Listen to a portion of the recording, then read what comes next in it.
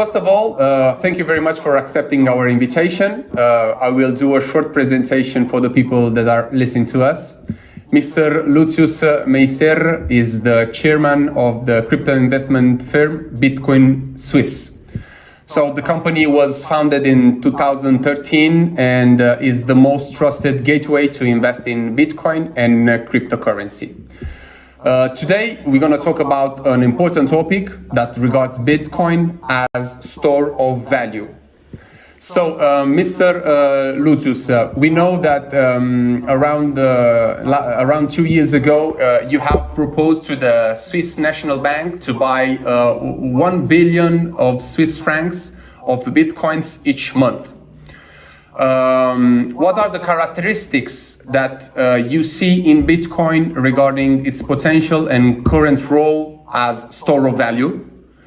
And how does it compare to the traditional asset like gold, bond, or also fiat currency in this regard? Yes, so thanks for hosting me. Just call me Luzius, that's easier. No Luzius. Mr. Meiser or anything. So, yes. So, yes, excellent question. So the Swiss National Bank has a lot of reserves. And unfortunately, most of these reserves are held in euro and dollar instruments, mostly bonds.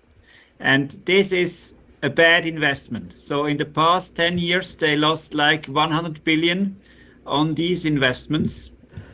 And because the Swiss franc is stronger than these other currencies, and the modest interest rate that they could earn didn't compensate for the loss in value of these currencies.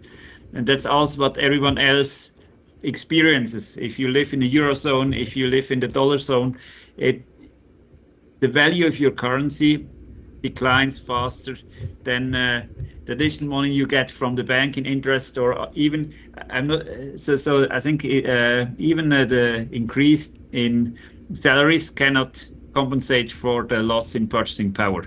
So I think it's quite natural to try to seek different currencies, different reserve assets, and here Bitcoin really stands out.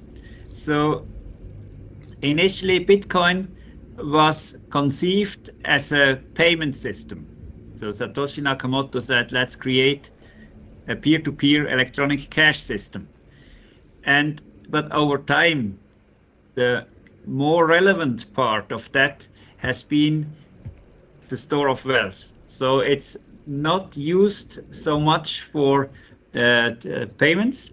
It's much more used for storing as a reserve asset, to store wealth. And here it competes with the traditional asset gold. So to me, Bitcoin is a digital gold. And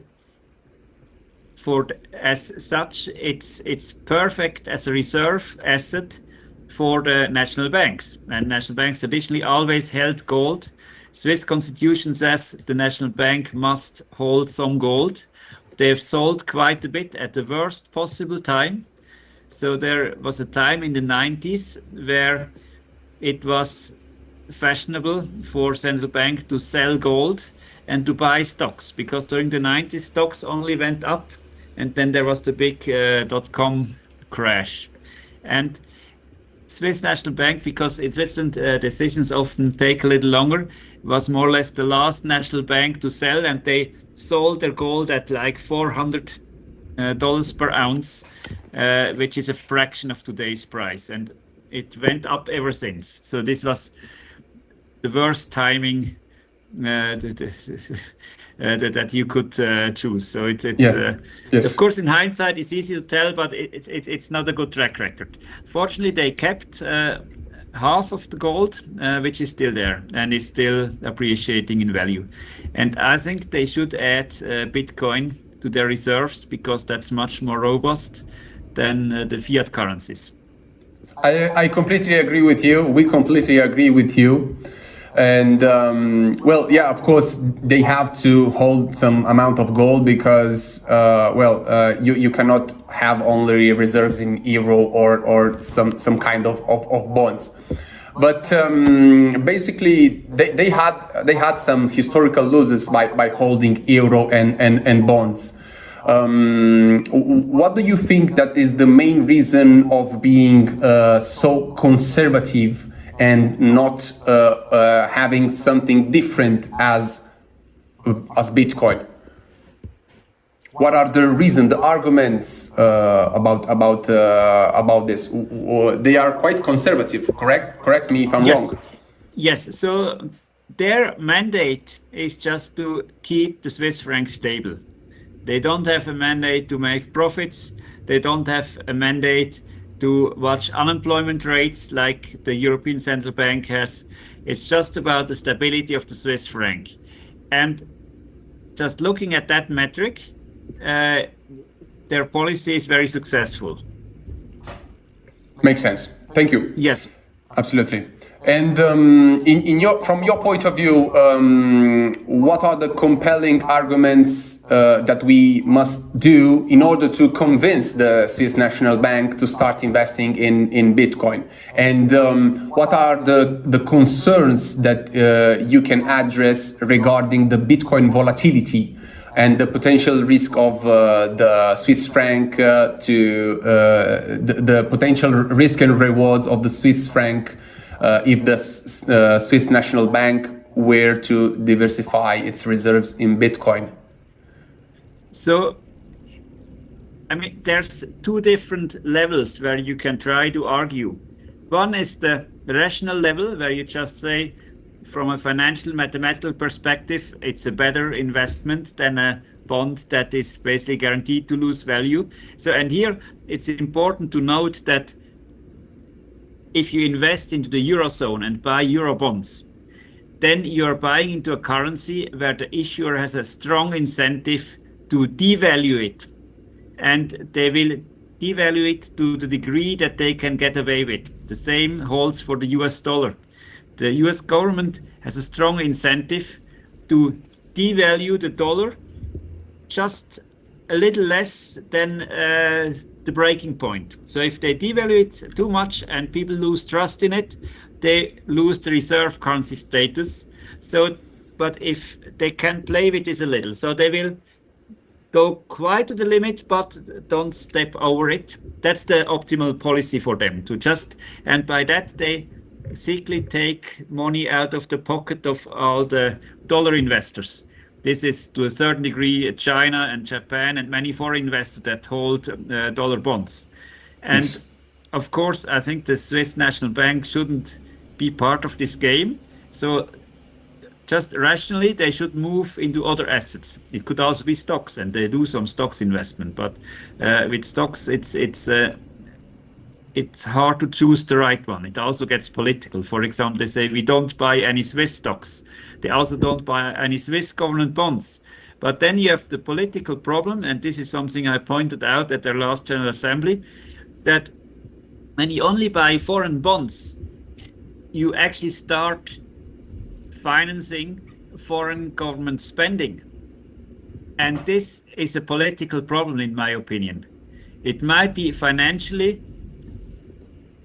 an okay decision, but politically, I think in the long run, this is difficult, and it also shows that maybe the orientation point for the decision takers at the National Bank is to a certain degree the international relations. So before they take a decision, they don't make a poll among Swiss citizens. They might call Mario Draghi, so whoever is in power, or Janet Yellen, and coordinate with them. So in the end, it's their orientation point is international financial policy, and that makes it politically, and this is now the political layer, very hard for them to take the decision to go into Bitcoin, even if it's the rational one. So, and that means we also have to play on a political level. And in Switzerland, we have the fortunate situation that we have as the people, as the citizens, we have political tools that Yes. others don't have. And one of these is what we call the initiative, and is internationally called the referendum. Yes. Where In fact, I have a specific question about the referendum. So basically, as you have previously mentioned, that getting to the Swiss National Bank to adopt Bitcoin might even require a public referendum. So the question is, what are the steps that you believe that are necessary to build this public support coming from the bottom for these initiatives? And how do you plan to address the skepticism and misinformation about Bitcoin among the general public and policymakers, and obviously all the people from Swiss? Yeah, so a referendum is a very long journey. So from the time of its inception until the actual vote, it can take 10 years. So that means we also need to plan very carefully. And so the process is that you formulate a text. So a referendum is always a proposal to change the constitution. So you need to formulate a proposal to change the constitution. Then maybe you let a lawyer or another expert check it if it's actually legally sound. Then you file it with the government and they check it again and they say, yes, it's good. And then you need to assemble an initiative committee. That's the official body that supports this referendum. And you can start collecting signatures. And you need to collect at least 100,000 valid signatures within 18 months. And this is not something one person can do alone, because these signatures have to be physical paper signatures. There's no digital process yet. So this takes a lot of work and takes a budget of maybe $1 million. Yes, absolutely. So it's obviously there's needed a plan in order to give the right information to the people, telling them that what is Bitcoin, what is the store of value that Bitcoin has shown us in the last years. So I completely agree with you. It's obviously a long journey. Yes. It's an investment, but yes, please.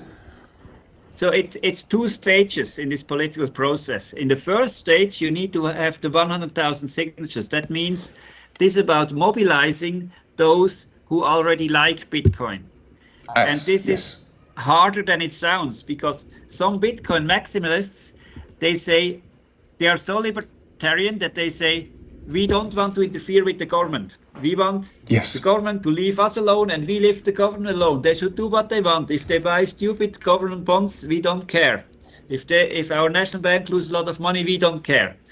And here my answer is, we are part of the state, whether we want or not. We are forced to pay taxes, and we cannot easily escape. Of course, we can move somewhere else, but as long as we choose to live here, we have duties that we cannot escape, but we also have rights that we cannot escape and that we can make use of. And there's no shame in using a right to influence the government if you also pay taxes and have other duties. So I think this is a valid approach. There's maybe even a moral duty that if you recognize an opportunity, that you help the government and the state move into the right direction, because you're part of that nation. So why don't you help your country a little? So I think this is the mobilization part. So in the first part, we need to mobilize those who already like Bitcoin. And I heard a statistic that 17% of all Swiss already own some Bitcoins. And that means there's a large pool of potential signatories that would probably be willing to sign this initiative if you encounter them at the train station or wherever else you are collecting the signatures. So I think this is possible. The much harder part is then the other part. If it comes to the actual referendum and the actual vote, how do you convince a majority of the population to vote yes? And this will be very tough. And oftentimes, referendums in Switzerland end with a compromise. So what could happen is that, and now the initiative committee, these maybe 17 people, whatever the number is, plays a role because they have the legal right to withdraw the referendum. So the politicians approach them and say, look, if you withdraw your referendum, we propose this and this law and pass it through parliament. So this is the negotiation phase where politicians try to maybe win the support of the Bitcoiners through a compromise or might propose other measures. So, and if that phase succeeds and there's a reasonable proposal, then that's a very good outcome because it means you don't need to spend another 5 years and maybe 5 million on a big campaign. Yes. But if it fails, if there's no compromise to be reached, there will be a vote at some point in time where the Federal Council actually decide what the exact date is. And often they time the date of that vote politically, so together with other votes that might mobilize this or that group of voters. So this is a political game. And to win that vote, it's I think today, if there was this vote would take place today, we would not win. This is pretty clear because we don't have the majority support. But we have to be aware that this vote will maybe take place in the year 2029, in the next crypto summer. I hope so. I hope so. And thank you very much. That makes absolutely sense. It's not going to be a really easy journey. I would like to add something personal to what is Bitcoin and how it will perform for the next years. I think that maybe in less than 10 years we will see a major adoption as store of value from many other countries. Let me explain quickly. I think that Bitcoin is gonna be the worldwide basket reserve, where inside we will see a lot of US dollars, euro, and other currency, fiat currency around the world. So personally to me, Bitcoin is like a basket where all the currency will flow in, and it's gonna take maybe from 5 to 10 years in order to see big countries putting their reserves into Bitcoin, because we are currently in a great cycle where the major capitalism from the United States, it's entering the market through the spot ETF in the United States. We know that over there in the US, it's where all the large amount of money are present at the moment. So in this year, maybe in the next year, we will see one of the biggest inflow of fiat currency into Bitcoin. So afterwards, maybe the next cycle, as you said earlier, we will see the countries with their own national bank putting money and assets into converting them into Bitcoin. So absolutely agree, and I think that if it's not a referendum, it will be the own state that will decide to move on that direction in the next 5 to 10 years, in the next bull market, probably. Okay, great. Let's go back to Swiss, and the next question regards, do you see some geopolitical consequence if Switzerland were significantly investing in Bitcoin? Let's make an hypothesis that the referendum will pass and the Swiss National Bank will decide to, okay, let's dedicate 1 billion each month and let's have this Bitcoin reserves. Do you see any geopolitical consequence for Switzerland from the European or the global point of view? Yes, of course, because it's basically showing the other national banks the finger, kind of. So it's imagine the headline in the Wall Street Journal: Swiss National Bank buys Bitcoins, dumps the euro or dumps the dollar. This will have an impact. And for Switzerland, the political long-term impact is entirely positive. It means that Switzerland is less dependent on the policies of other countries. It can make policies more on its own. It is less pressured to take part in international decisions, like if there's a war between two countries. Often Switzerland is pressured to take sides. And part of that pressure comes, of course, from the dependency. When we have hundreds of billions of euros and dollars, we cannot easily tell Washington, sorry, we don't take part in that, we have our own opinion. And if you remove that dependency, then we gain a lot of political freedom and independence. So this is the long-term effect. But the short-term effect is of course, that others dislike that decision and would try to put Switzerland under pressure to not actually implement it. Okay, thank you. Absolutely, I agree with you. Another question, regards the major institutions like BlackRock, for example, and other prominent financial firms launching the Bitcoin ETFs.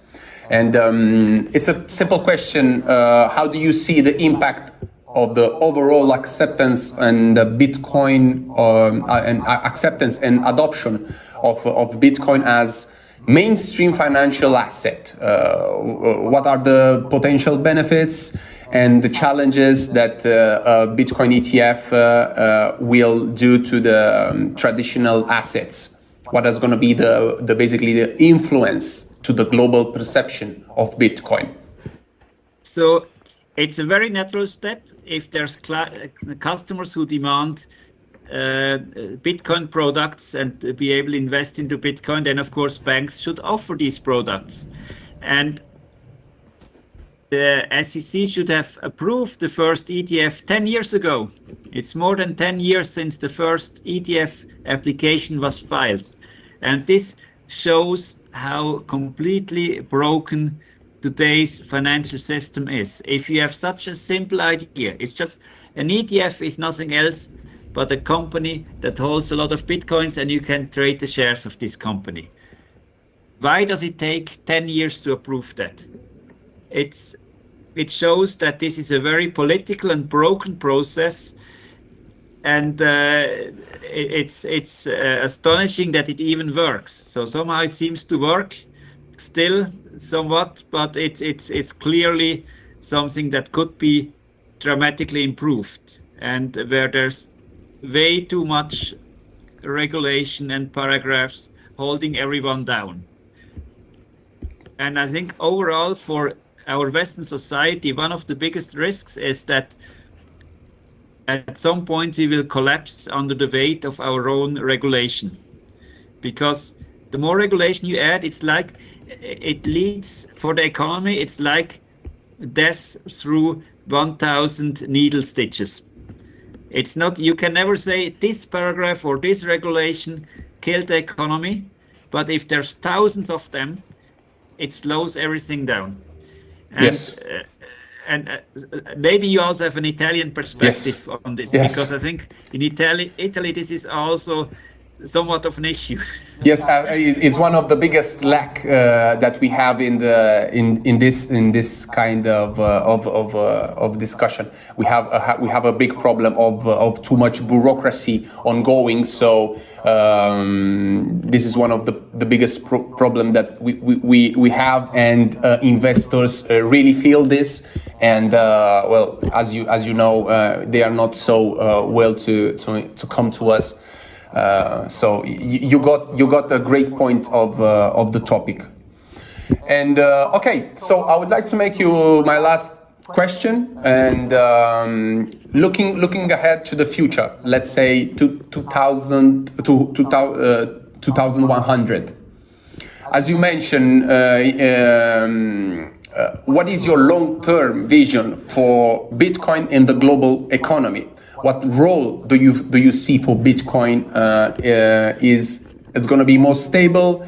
What is going to be the perspective for the future next generation? And what advice do you give to other financial leaders and policymakers who are still on the fence about Bitcoin? They are afraid, they don't know, and they try to not talk about it. So I think the positive scenario is that Bitcoin becomes very, very boring. That today it's still quite volatile, but at some point in time it will just be the most boring reserve asset ever. And in the year 2099, the young generation will probably trade some meme stocks or meme coin because it's exciting and goes up and down. And Bitcoin is just the asset that you move into when you have no idea what else to trade. Yes. But I think that this would be a very good outcome. And in such a scenario, Bitcoin would trade very, very high, in the millions probably, because the dozens of millions per Bitcoin, mostly because the fiat currency has a tendency to go towards zero in the long run. Depreciate itself. Yes. And what advice would you give to other big financial leaders and policymakers worldwide about the next 100 years? My biggest advice would be to follow the Swiss approach. And the Swiss approach is be aware that you don't know everything, that you cannot direct the economy top down. You should so you can establish some principles, so there's fair interaction between market participants and that there's common rules that you can adhere to, but they should not try to shape the economy, because all forms of central planning are doomed to fail sooner or later. So, and Switzerland has a very principle-based approach where it doesn't try to regulate every new technology, where it doesn't try to define every detail on how things should be done. It sets up a few principles, and then it trusts the citizens to apply these principles and to do well. So the best world is one where the policymakers go on holiday and take a rest and say, we won't stand in the way of good things being done. Okay. Thank you very much, Luzius, for replying to my questions. And yes, something that I would like to add regarding volatility is something that people usually they don't think about it. But when the Dow Jones was invented, so we are talking about in the 1900. Also, the Dow Jones were very volatile, very similar to Bitcoin volatile. Of course, it was a different time. There were wars between them and a global instability, but they have some similar patterns. So absolutely, we have to keep in mind that each sector, each big market at his beginning, they were very volatile, very volatile, as Bitcoin it is right now. And I completely agree with you by saying that in 100 years, Bitcoin will be so strong, so important that it's going to be really hard to make big oscillations up and down, and moving the price very hard. So it's just the beginning. It's maybe gonna take 20 years, 30 years, but it will come to stabilize and have like a normal growth, and probably we will see like 1% downtrend. It's gonna be the biggest fall of the Bitcoin, or up or the other side. So I completely agree with you, and thank you very much for having me. Thank you. It was very nice talking to you.